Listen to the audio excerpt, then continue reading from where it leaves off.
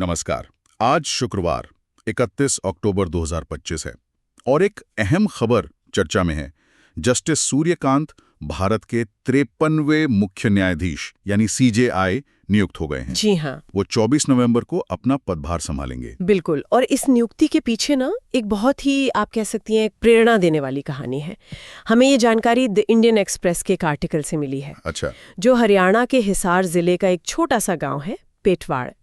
वहां से लेकर सुप्रीम कोर्ट तक उनके पूरे सफर को बताता है। तो आज हम इसी लेख की गहराइयों में उतरेंगे, मतलब कोशिश करेंगे समझने की कि जस्टिस सूर्यकांत के जीवन के वो कौन से खास मोड़ थे, उनका संघर्ष कैसा था, उनका वो इरादा, और जो लोग उनके साथ रहे उनके क्या अनुभव हैं। हाँ, ये सिर्फ एक कामयाबी की कहानी नहीं है, मुझे लगता है ये दिखाती है कि मुश्किल हालात में भी रास्ता कैसे बनता है। सही कहा। चलिए इसे खोलते हैं। कहानी शुरू होती है पेटवाड़ गांव से। पेटवाड़ हिसार जिले के बिल्कुल आम सा गांव। वहीं उनका बचपन बीता एक साधारण से घर में। उनके बड़े भाई हैं ऋषिकांत। वो खुद रिटायर्ड सरकारी स्कूल टीचर हैं। वो एक वाकया याद करते हैं जिससे जस्टिस कांत का संकल्प पता चलता है। बात तब की है जब सूर्यकांत ने 10वीं की परीक्षा पास की थी। अच्छा। गेहूं की कटाई का मौसम था। कटाई खत्म हुई, दोपहर का वक्त, पसीने में एकदम तरबतर, और उस नौजवान ने कहा, क्या कहा, मैं अपनी जिंदगी बदलूंगा। सोचिए जरा, उस कच्ची उम्र में ऐसा निश्चय। वाह, ये सिर्फ एक लाइन नहीं है, ये तो एक घोषणा है। और उस माहौल में जहां शायद ज्यादातर लोग खेती बाड़ी या छोटे मोटे काम ही देखते हों, बिल्कुल, ऐसा कहना तो बड़ी बात थी। उनकी पारिवारिक पृष्ठभूमि भी मतलब सीधी सादी ही थी। हाँ बिल्कुल। पिताजी मदन गोपाल शास्त्री सरकारी स्कूल में टीचर थे। माँ शशि देवी गृहिणी थी। 5 भाई बहन थे, एक बहन, 4 भाई, और ये सबसे छोटे थे। सबसे छोटे। और उनकी शुरुआती पढ़ाई वो भी वही गांव में हुई होगी। गांव के ही सरकारी स्कूल में, लेकिन वो आज के स्कूलों जैसा नहीं था। मतलब बैठने के लिए बेंच तक नहीं होते थे। क्या बात कर रहे हैं, बेंच नहीं थे? नहीं, बच्चे जमीन पर टाट बिछाकर बैठते थे। टाट मतलब वो बोरियां? हाँ, जूट या बोरियों से बने आसन। और स्कूल की फीस अंदाजा लगाइए। कितनी? 50 पैसे? 1 रुपया? महज 10 पैसे। 10 पैसे? अरे बाप रे, ये तो हमें उस समय का अंदाजा देता है। बिल्कुल। उनके जो बचपन के दोस्त थे वो भी उन्हें याद करते हैं। सतबीर शर्मा हैं, 1ली से 10वीं तक साथ पढ़े, और फूल कुमार 9वीं 10वीं में साथ थे। वो बताते हैं कि सूर्यकांत स्कूल में काफी बुद्धिमान माने जाते थे। अच्छा। और फूल कुमार एक और मजेदार बात बताते हैं कि आज भी इतने ऊंचे पद पर पहुंचकर भी जस्टिस कांत अपने पुराने स्कूल के दोस्तों को नाम से पहचानते हैं, याद रखते हैं। ये बड़ी बात है। ये दिखाता है कि वो अपनी जड़ों से जुड़े हुए हैं। विनम्रता है। हाँ, सफलता ने उन्हें बदला नहीं, शायद बुनियाद को नहीं भूले। और वो पढ़ाई के प्रति लगन वाली बात, वो तो कमाल की है। हाँ, वो वाकया जो उनके भाई ऋषिकांत बताते हैं। सर्दियों की रातें ठंडी, घर में कोई हीटिंग वगैरह तो होती नहीं होगी, तो देर रात तक पढ़ने के लिए वो क्या करते थे कि फर्श पर जो गुदड़ी बिछी होती थी, गुदड़ी मतलब पतली रजाई जैसी, हाँ, लिहाफ या पतली रजाई, हाँ, उसके नीचे पराली रख लेते थे, सूखा भूसा। अच्छा। ताकि गर्मी बनी रहे। हाँ, ताकि थोड़ी गर्माहट रहे और पढ़ाई चलती रहे। कमाल है। ये छोटा सा जुगाड़ उनके अंदर की उस इच्छा को दिखाता है कि ज्ञान पाने के लिए वो किसी भी हद तक जा सकते थे, संसाधन हो न हो। बिल्कुल, हाँ, वो रास्ता निकाल ही लेते थे। हाँ, इसी जज्बे से वो आगे बढ़े। फिर हिसार के गवर्नमेंट पोस्ट ग्रेजुएट कॉलेज से ग्रेजुएशन की 1981 में। हाँ, और फिर रोहतक की महर्षि दयानंद यूनिवर्सिटी से लॉ की डिग्री ली 1984 में। और वो अपने परिवार में पहले सदस्य थे जिन्होंने लॉ की पढ़ाई की। अच्छा, परिवार में पहले वकील? जी। उनके पिताजी मदन गोपाल शास्त्री, वो चाहते थे कि बेटा लॉ में मास्टर्स भी करे। लेकिन सूर्यकांत ने डिग्री पूरी करते ही हिसार की जिला अदालत में प्रैक्टिस शुरू कर दी। मतलब प्रैक्टिकल अनुभव पर ज्यादा जोर था उनका, शायद जमीन से जुड़ना चाहते थे जल्दी। हाँ, ऐसा लगता है। किताबी ज्ञान के साथ साथ वो असल दुनिया देखना चाहते थे। लेकिन वो हिसार में ज्यादा रुके नहीं शायद।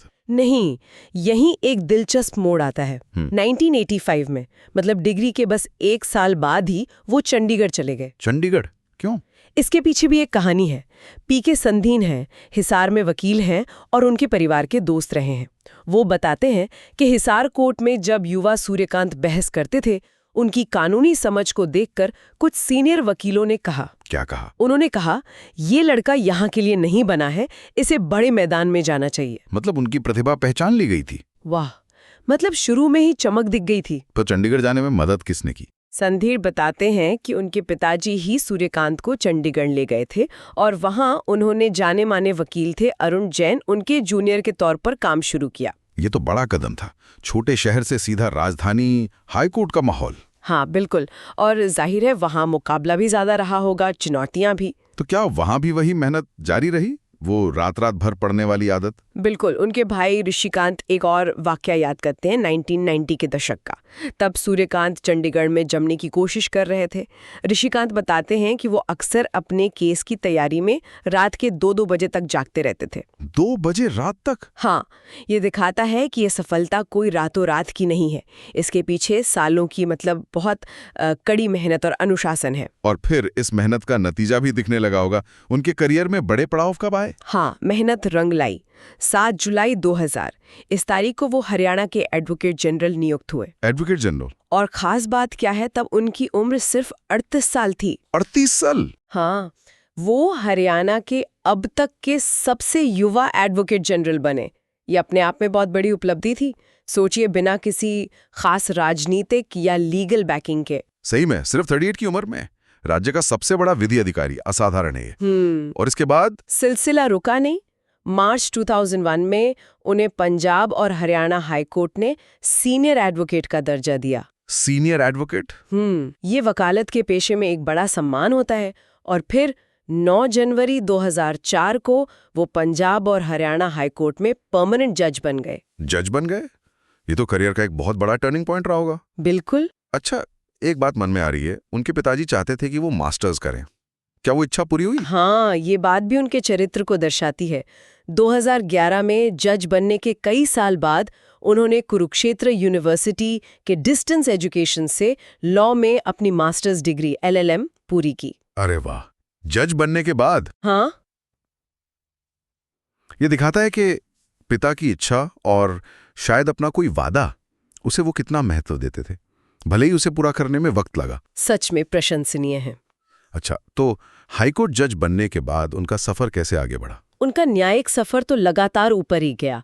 5 अक्टूबर 2018 को उन्हें प्रमोट करके हिमाचल प्रदेश हाईकोर्ट का चीफ जस्टिस बनाया गया। हिमाचल के चीफ जस्टिस? और फिर ज्यादा वक्त नहीं बीता, 24 मई 2019 को वो सुप्रीम कोर्ट के जज बन गए। Supreme court? और अब वो देश के मुख्य न्यायाधीश बनने जा रहे हैं। पेटवाड़ के उस सरकारी स्कूल से टाट पर बैठने से लेकर भारत के मुख्य न्यायाधीश तक, ये सफर सोचने पर मजबूर करता है वाकई। बिल्कुल। और अगर हम इसे बड़ी तस्वीर में देखें तो ये सफर कई मायनों में खास है।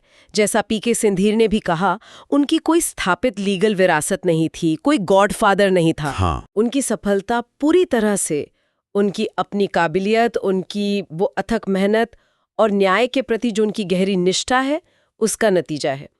और ये हमारे लोकतंत्र और संविधान की उस भावना को भी मजबूत करता है ना, कि कोई भी व्यक्ति किसी भी पृष्ठभूमि से हो, योग्यता के बल पर सर्वोच्च पद तक पहुंच सकता है। बिल्कुल। अच्छा, उनके पेशेवर जीवन के अलावा उनके निजी जीवन, उनके मूल्यों के बारे में भी कुछ पता चलता है लेख से? हाँ, लेख उनके व्यक्तिगत मूल्यों पर भी थोड़ी रोशनी डालता है। 1980 के दशक में उनकी शादी हुई सविता शर्मा से। जी। वो उस समय कॉलेज में लेक्चरर थीं, बाद में प्रिंसिपल के पद से रिटायर हुई। ये एक अरेंज मैरिज थी। Arrange marriage? उस दौर में तो अक्सर दहेज वगैरह की बात होती थी। हाँ बिल्कुल, लेकिन यहाँ एक बहुत जरूरी बात सामने आती है। जस्टिस कांत ने शादी के लिए सिर्फ एक शर्त रखी थी। क्या शर्त? कि वो दहेज के नाम पर 1 चम्मच भी नहीं लेंगे। 1 चम्मच भी नहीं? हाँ, ये उस समय के हिसाब से सोचिए, और शायद आज भी कितना प्रगतिशील और साहसिक कदम था। ये उनके सिद्धांतों की मजबूती दिखाता है। यकीनन। उनकी 2 बेटियां हैं, और ये भी दिलचस्प है कि दोनों ही लॉ में मास्टर्स कर रही हैं। अच्छा, तो एक तरह से लीगल समझ की विरासत अब आगे बढ़ रही है। हाँ, शायद मूल्यों के साथ। ये भी जानना चाहेंगे कि इतने ऊंचे पद पर पहुंचने के बाद क्या उनका अपने गांव से, अपने पुराने रिश्तों से वो जुड़ाव बना हुआ है? लेख इस पर भी ध्यान देता है। उनके एक चचेरे भाई हैं रामदिया, वो गांव में ही रहते हैं, किसानी करते हैं। रामदिया कहते हैं कि सूर्यकांत का उनके प्रति जो स्नेह है, जो अपनापन है, वो कभी कम नहीं हुआ। इस बात से कोई फर्क नहीं पड़ता कि वो एक छोटे किसान हैं और सूर्यकांत आज इतने बड़े ओहदे पर हैं। ये अच्छी बात है। ये दिखाता है कि वो अपनी जड़ों को भूले नहीं है। वो सादगी, वो अपनापन अभी भी है। हाँ बिल्कुल। ये जो जमीन से जुड़ाव होता है ना, अक्सर माना जाता है कि ऐसा व्यक्ति दूसरों के प्रति ज्यादा समानुभूति रखता है। क्या ये उनके न्यायिक नजरिए को भी प्रभावित करता होगा? ये सोचने वाली बात है। निश्चित रूप से। जब कोई व्यक्ति समाज के अलग अलग तबकों की सच्चाइयों से वाकिफ होता है तो उसका नजरिया ज्यादा संतुलित और मानवीय होने की उम्मीद तो रहती ही है। तो अब जब वो देश के सर्वोच्च न्यायिक पद पर पहुंचने वाले हैं, उनके अपने गांव पेटवाड़ के लोग इसे कैसे देख रहे हैं? वहां क्या उम्मीदें हैं? गांव में तो खुशी और गर्व का माहौल है, जाहिर है। गांव की सरपंच है उर्मिला। वो उनकी नियुक्ति पर बहुत खुशी जताती हैं, लेकिन साथ ही वो गांव के विकास से जुड़ी कुछ ठोस उम्मीदें भी रखती हैं। अच्छा। उनका मानना है कि अब शायद गांव की जो जरूरतें हैं लंबे समय से अटकी हुई हैं, उन पर ध्यान जाएगा। किस तरह की जरूरतें हैं ये? बहुत बुनियादी जरूरतें हैं। सरपंच उर्मिला गांव की फिरनी बनवाने की बात करती हैं। फिरनी मतलब रिंग रोड? ट्रीटमेंट प्लांट अधूरा पड़ा है, उसे पूरा करवाने की उम्मीद है। गांव की सफाई स्वास्थ्य के लिए जरूरी है। बिल्कुल। और गांव का जो वाटर वर्क्स है उसका बूस्टिंग स्टेशन खराब है, पानी की सप्लाई में दिक्कत आती है, उसे भी बदलने की मांग है। ये तो ऐसी समस्याएं हैं जो किसी भी गांव के विकास के लिए बहुत अहम है, और इसमें एक विडंबना भी है ना? हाँ, और ये विडंबना काफी गहरी है।